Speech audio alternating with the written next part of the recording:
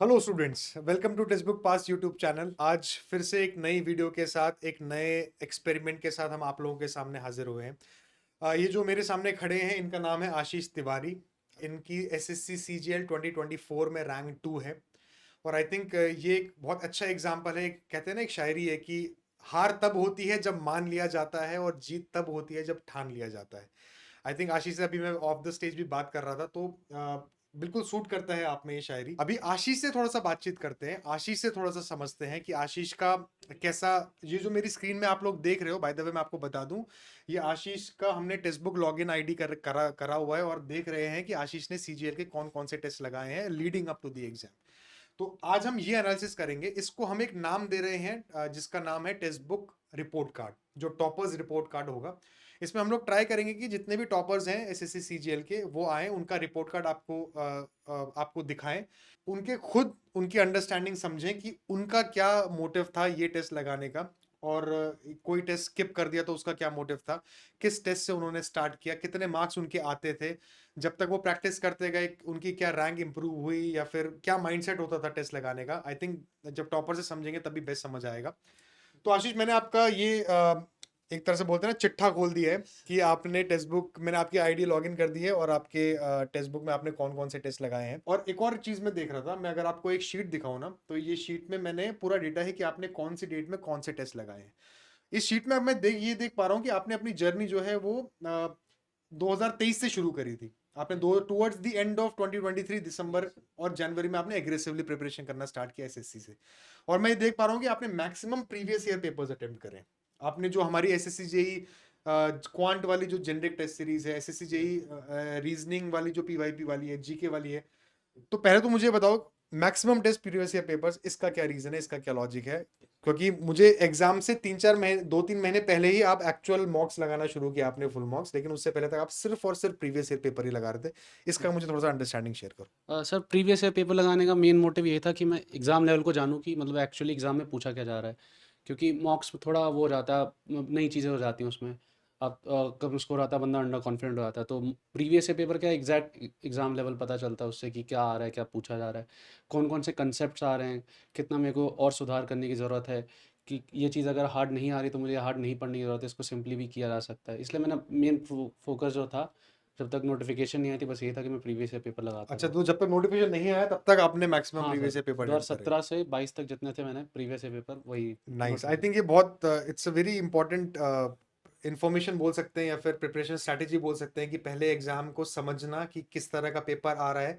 I think recently SSC का trend भी change हुआ था यस 17 सर, के यस। बाद से। आपने यस उस वो वाले भी वही पेपर्स लगाए? वही सर, ट्रेंड जब चेंज हुआ 17 से, वही वाले पेपर मैंने अच्छा, फिर। उसके बाद से आपने यस सर, लगाना शुरू किया। यस सर, अच्छा, नई ठीक है। ट्रेंड था। तो इट्स इंपॉर्टेंट कि आप पहले समझे कि किस तरह का पेपर आ रहा है, आपने समझा किस तरह का एग्जाम पैटर्न है, लेवल क्या है, डिफिकल्टी क्या है, थोड़ा यस सर, अक्लेमेटाइज हुए, उसे समझे।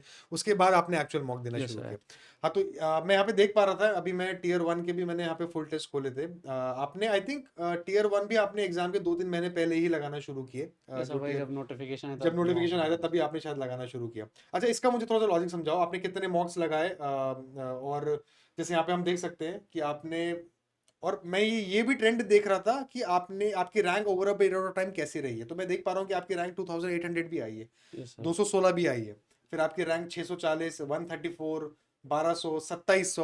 अब यस मुझे सर। आप ये बताओ कि ये 2700 रैंक कई बार हम देख रहे हैं, कई यस सर। जगह हम लोग आपकी 134 रैंक देख रहे हैं, कई जगह रैंक 5-6 भी देख रहे हैं। जब 2700 रैंक आ गई थी, यस तब सर। तब आप क्या सोचते हो? क्योंकि ये स्टूडेंट का क्वेश्चन रहता है कि यार, कुछ मॉक्स लगाते हैं, रैंक पीछे आ जाती है, यस सर। डिमोटिवेशन हो जाता है यार, नहीं, अब फिर डिमोटिवेशन होता है तो बहुत टाइम लगता है वो।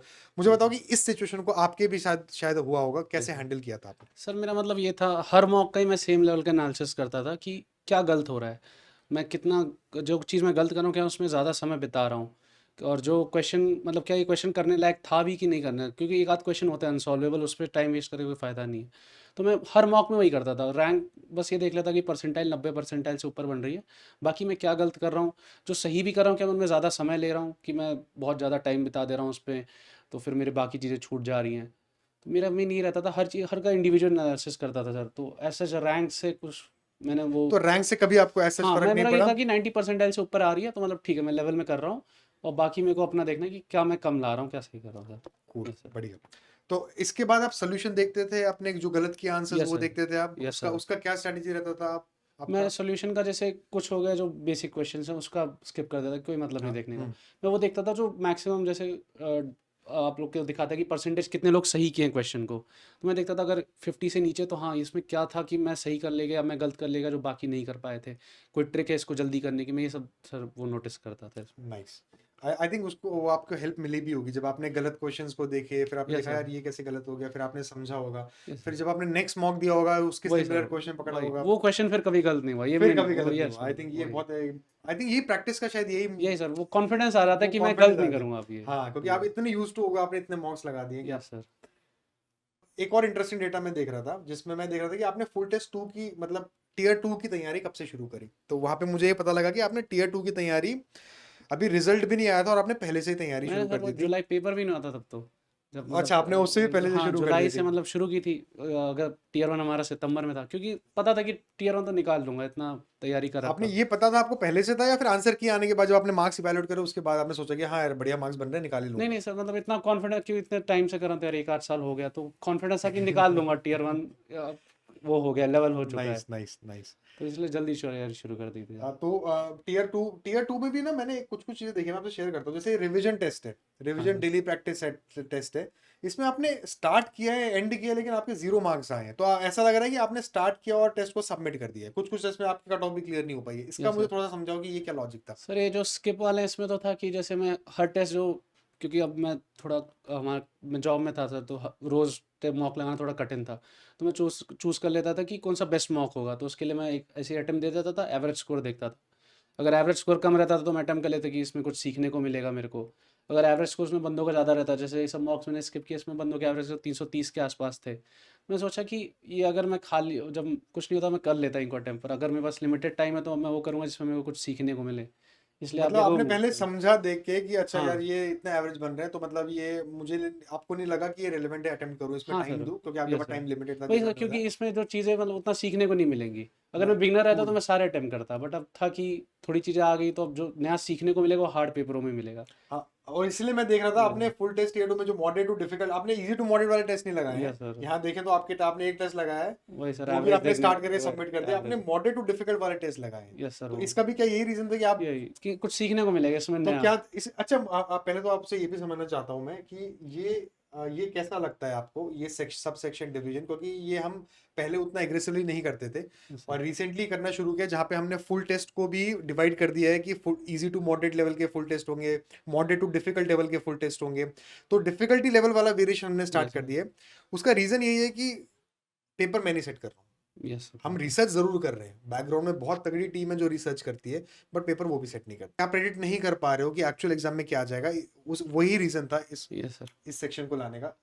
आपको लगता है ये सेक्शन नहीं सर, ये बहुत बढ़िया चीज़ है, मतलब जो रिपीटर हम लोग जो पेपर दे चुके हैं उन लोग के लिए काफ़ी बड़ा ये सेक्शन है कि हम अपना असेस कर सकते हैं। सेम चीज़ बिगिनर के लिए जो अभी इस साल नहीं देगा टियर 2 बस शुरुआत किया, उसके लिए ईज़ी टू मॉडरेट बड़ा बढ़िया रहेगा कि वो अपना देख सकता है कि हाँ, मेरे को अभी कहाँ-कहाँ इम्प्रूवमेंट करनी है। बड़ा बढ़िया चीज़ है सर ये। कूल कूल वही मोटिव था आई थिंक। यही यही जो हम आपका चिट्ठा अभी देख रहे थे यस तो सर। उसमें यही समझ में आया कि आपने प्रीवियस ईयर पेपर से शुरू किया, स्टार्ट करना, पैटर्न समझा आपने, किस लेवल के क्वेश्चंस आ रहे हैं जब से उसने 17 के बाद से जब एससीजीएल ने पैटर्न चेंज करना है उसके बाद से वो कैसे आ रहे हैं क्वेश्चन, उसके बाद इन्होंने एक्चुअल मॉक्स लगाना शुरू किया जो कि I think pretty decent strategy है। यस। बहुत इंपॉर्टेंट स्ट्रैटेजी भी है कि पहले पेपर को समझो उसके बाद एक्चुअल मॉक्स दो, क्योंकि डायरेक्ट कई बार स्टूडेंट्स ऐसे होते हैं ना कि डायरेक्ट मॉक्स लगाते हैं, यस सर, वो अंडर मार्क्स कॉन्फिडेंस यस। हाँ मार्क्स नहीं आते उनके, फिर वो अंडर कॉन्फिडेंट हो जाते हैं, यस फिर उनको सर। समझ नहीं आता कैसे प्रिपेयर करूं और वो डिमोटिवेट फील करते हैं। तो आई थिंक ये अच्छा है कि आपने समझ लिया पहले ही, आपने इतनी प्रैक्टिस हो गई थी कि अब आप कॉन्फिडेंट थे कि अब मैं फुल टेस्ट लगाऊंगा। तो अगर यस सर। मान लो नहीं भी रैंक आ पाई तब भी आप समझ लोगे, गलत क्वेश्चंस हाँ देख के सर, कि समझोगे और आप नेक्स्ट उसमें क्या करना। इंप्रूव करोगे। Yes sir. मुझे बस फाइनली आपसे जाते आते एक चीज समझनी है कि अगर किसी स्टूडेंट आपको जो देख रहा है, यस सीजीएल सर। का नोटिफिकेशन अप्रैल में आने वाला है यस सर। 2025, आप 2024 का रैंक 2 हो, स्टूडेंट काफ़ी हर स्टूडेंट देखता है यार सपना, यस सर, वो ठीक तो है, आप लोगों ने भी देखा होगा सपना एक सबका ही है सरकारी सर। नौकरी का, एक गवर्नमेंट, वो भी सीजीएल की नौकरी का। Yes sir. तो उसको आप क्या बोलोगे बेस्ड अपॉन जो आपका मॉक्स का एक्सपीरियंस रहा है, यस सर। आप उसको क्या गाइडेंस दोगे हाँ, सबकी जर्नी अलग होती है, बट मैं एग्ज़ैक्टली। आपकी जर्नी यहाँ पे जानना चाहता हूँ और आपका सजेशन स्टूडेंट्स के लिए कि आप क्या उनको बोलोगे, किस तरह से उसको मॉक्स अटेम्प्ट करने चाहिए, कितने बिल्कुल। मॉक्स उसको अटेम्प्ट करने चाहिए, या फिर कोई भी आपको जो सजेशन हुँ। उनको फीडबैक देना? तब मेरा सबसे बड़ा सजेशन ये रहेगा कि कंसिस्टेंसी बनाए रखिए। स्कोर आपका जैसा भी आ रहा है, आप ये ध्यान रखिए कि आप गलतियाँ क्या कर रहे हैं, क्या सही कर रहे हैं, क्या गलत कर रहे हैं। स्कोर पे उतना भी ध्यान मत दीजिए शुरुआती दौर में। स्कोर पे ध्यान देना आप एग्ज़ाम टाइम पे शुरू करिएगा, जब आप प्रॉपर मार्क्स लगाएँगे। अभी बस देखिए कि क्या-क्या सीखने को मिल रहा है, और अगेन सबसे बड़ी चीज़ वही है, कंसिस्टेंसी मेंटेन रखिए एग्ज़ाम एंड तक। जब तक आपका टियर 2 खत्म नहीं होता, आपको कंसिस्टेंसी रखने, आपको टाइम ढूँढना पड़ेगा मॉक्स लगाने के लिए कैसे भी। कंसिस्टेंसी बनाए रखेंगे, अपने आप आपका एग्ज़ाम क्लियर हो जाएगा। Ashish, thank you very much thank you. आपको आप हमसे इंटरेक्ट करने के लिए। स्टूडेंट्स, बाकी जैसे इनका हमने रिपोर्ट कार्ड देखा किस तरीके से आशीष ने टेस्ट लगाए हैं। बाकी सीजीएल टॉपर्स भी यहाँ पे अभी टेक्स्ट बुक स्टूडियो में हैं। बाकी वीडियोस भी आपके साथ हम लोग रिवील करेंगे। आई होप कि आपको समझ आएगा कि how important are previous year papers, how important are full mock test, कि आप किस तरीके से अपने आप उस एनवायरनमेंट से यूज टू होते हो, क्योंकि आप एक्चुअल पेपर देने जाते हो तो आपके पास सिस्टम होता है, आपके पास एक सराउंडिंग है जिससे आपको जितना आप ज़्यादा यूज टू होगे उतना ज़्यादा आप इजीली उसको हैंडल कर पाओगे सिचुएशन को। तो thank you once again Ashish, thank you. And congratulations for securing rank 2। Thank you so much. तो मिलते हैं, बाकी वीडियोस में मिलते हैं आपसे। आप थैंक यू फॉर ज्वाइनिंग, और लाइक करें इस चैनल को, सब्सक्राइब करें for more such updates. Thank you very much.